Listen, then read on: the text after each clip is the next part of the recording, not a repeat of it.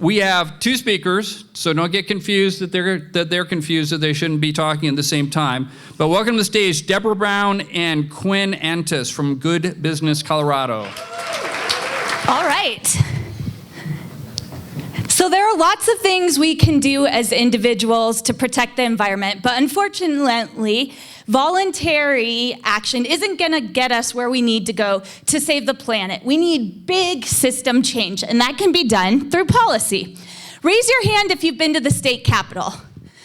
Raise your hand if you've met with an elected official. And raise your hand if you've ever taken any type of action in support of something you care about. All right.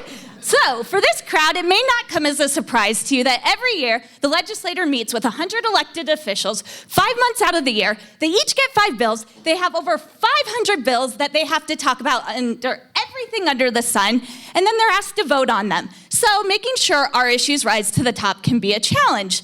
Now, the stakeholder engagement process is the most important part of the political process. All the really important work gets done before a bill is even introduced. Then, because the gavel amendment goes to both chambers, if it makes it out of their life, passes to the governor for sign or veto.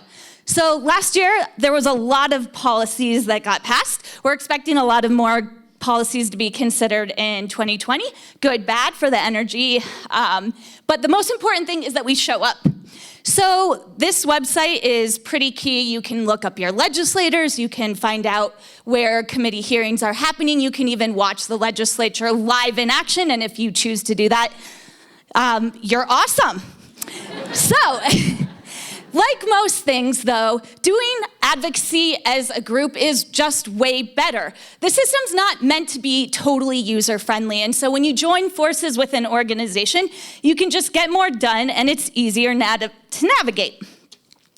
So what this looks like for Good Business Colorado, we do a lot of work to get our members in front of decision makers. We prep them to testify in committee hearings. We help them connect with the legislators on the issues that they care about.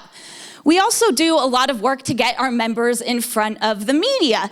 Now, anyone can write an op-ed or make a phone call to a TV editor, but if you're working with an organization that has a relationship with a journalist, usually a much more higher percentage of getting placed.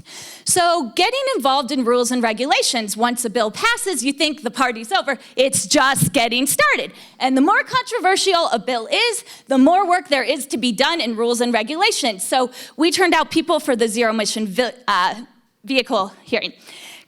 Boards and commissions, another really important way to get involved with the system. Just a little brag moment, we had 2 members that applied for boards and commissions and both were placed on those. Again, if you have someone who can put in a good word for you, more likely to make it happen.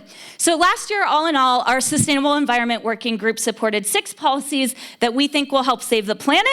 And one of the groups we worked closely to pass all 6 of those policies was Quinn.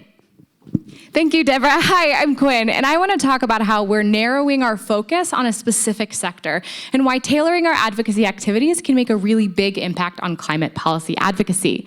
So last year, myself and a friend knew that we wanted to make an impact on the climate crisis, but we didn't know how. And so we spent some time talking with leaders of the environmental community, from former Governor Bill Ritter to executive directors of environmental nonprofits. And across the board, everyone told us the same thing: policy. As Debra mentioned, policy is really important because we have such a short window to make really aggressive changes.